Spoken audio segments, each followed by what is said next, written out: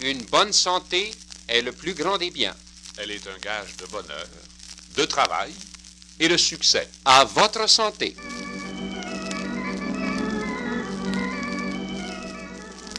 Le ministère fédéral de la Santé et du Bien-être social vous renseigne sur l'importance de la santé.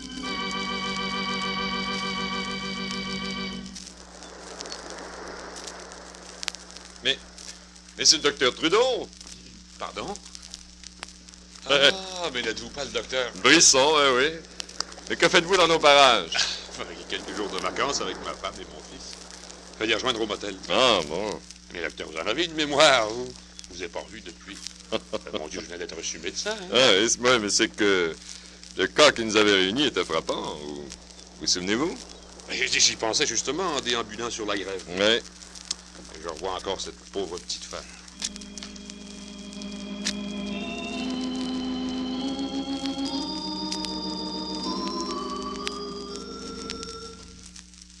Oh, docteur, quelle chance que vous ayez été là. Je meurs d'inquiétude. Comment avez-vous trouvé mon mari? Combien de temps, monsieur Durham, a-t-il été dans cet état-là avant que vous m'appeliez? Environ 2 heures. Il avait mal à l'estomac, puis après, il a commencé à vomir. Il faut le conduire à l'hôpital, hein? Ça m'a tout l'air d'un empoisonnement, ça. Mais à propos, qu'est-ce qu'il a bien pu manger pour avoir ainsi l'estomac bouleversé? C'est peut-être les moules, vous pensez pas? Il a mangé des moules? Et quand ça? À midi, on flânait sur la grève. Il m'a proposé de ramasser des moules, disant que ça lui rappellerait son enfance. Il va revenir, n'est-ce pas, docteur? Mais oui, madame, mais oui. Mais où est le téléphone? Vite. Je vais faire venir une ambulance de la ville.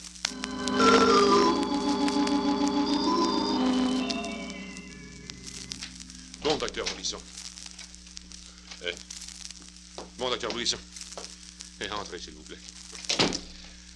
Je suis venu aussi vite que possible. De quoi s'agit-il? Je vous remercie, cher confrère. J'ai un grave problème, ainsi que je vous disais au téléphone. Je suis de passage à la région. Or, mardi, on cherchait un médecin d'urgence. Je me suis rendu sur les lieux. Mais le patient est mort un peu plus tard. Empoisonné. Oui, je sais, je l'ai appris à mon tour. Voudriez-vous lire mes notes à son sujet? Oui, mais pourquoi? Enfin, un patient examiné à 10h45 le matin souffrait de violents maux d'estomac, nausées et vomissements. Il est mort à 12h30 le même jour. La maladie semblait s'être déclarée vers 9h. Les renseignements qu'il a été possible d'obtenir viennent de sa femme, n'étant pas lui-même en état de répondre. Symptômes de la maladie, empoisonnement probablement causé par des moules. Oui. J'aimerais qu'on puisse conduire une enquête poussée dans ce cas-là. Sa femme, comment est-elle? Atterrée. À l'hôtel. Avez-vous pu trouver quelque chose au sujet des moules?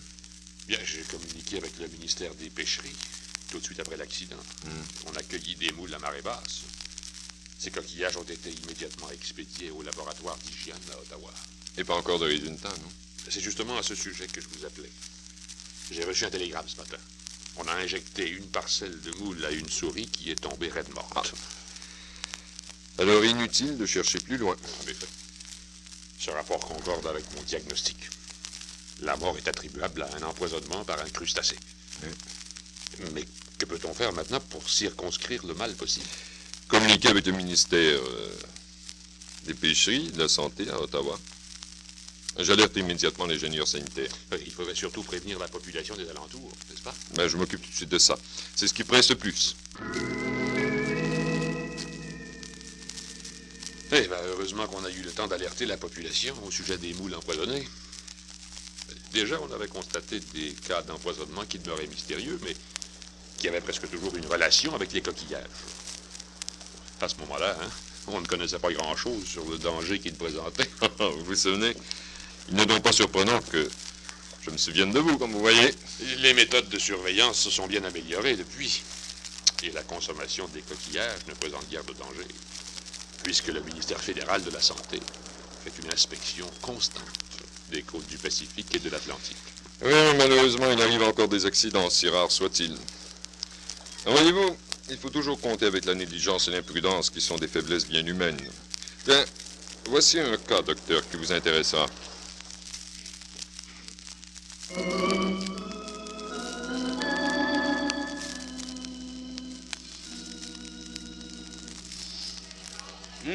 Ça a l'air bon. Toi, qu'est-ce que tu prends? Moi, des huîtres. Et toi? Du bon saumon frais, tiens.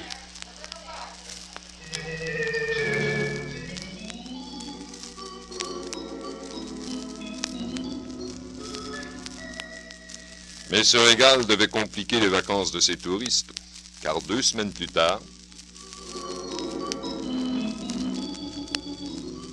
Enfin, docteur, pouvez-vous me dire de quoi souffre ma femme?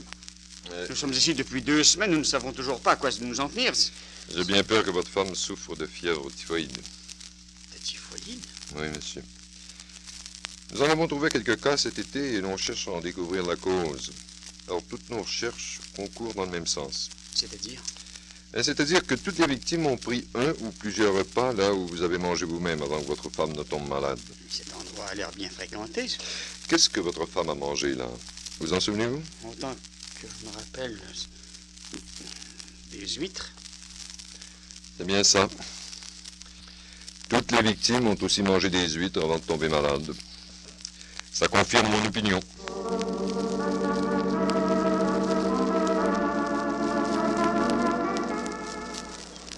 En effet, une petite enquête rapide a permis de découvrir l'origine de ce début d'épidémie de typhoïde. Qui était bien causé par les huîtres. Oui, par les huîtres. Je me suis d'abord rendu au restaurant en question pour y rencontrer le propriétaire. Malpropreté. Non, pas du tout, non. Cet homme achetait ses huîtres d'un pêcheur des environs qui, lui, par exemple, les ramassait dans un endroit où l'eau était polluée ou, par conséquent, il était défendu de pêcher. Ah, l'eau polluée contaminait même les huîtres. Et on dit, fermée comme une huître. Elle n'en contractait pas moins la typhoïde qu'elle donnait ensuite en guise de vengeance à ceux qui les mangeaient crus.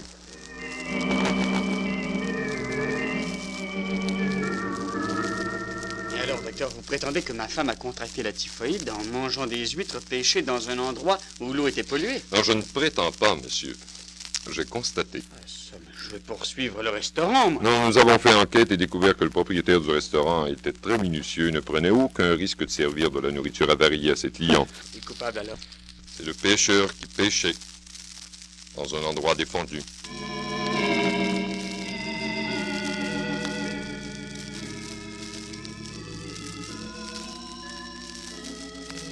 Évidemment, dans ce cas-là, on s'est empressé tout de suite, d'abord, de détruire toute la récolte d'huîtres de ce pêcheur imprudent. Criminel, vous devriez dire.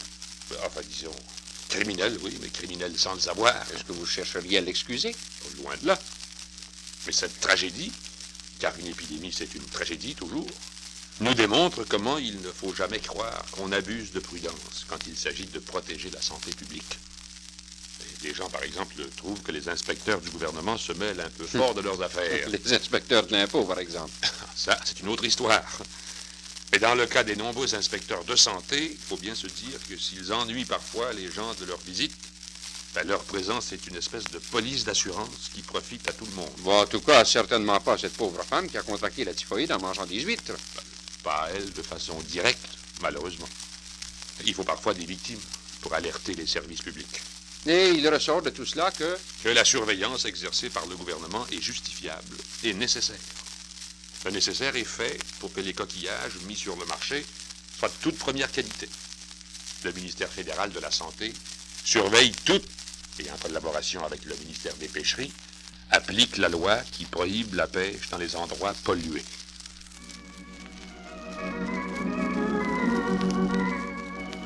ce programme vous a été présenté par le ministère fédéral de la Santé et du Bien-être social. Pour plus de renseignements, adressez-vous à votre unité sanitaire de comté ou à votre service municipal de santé.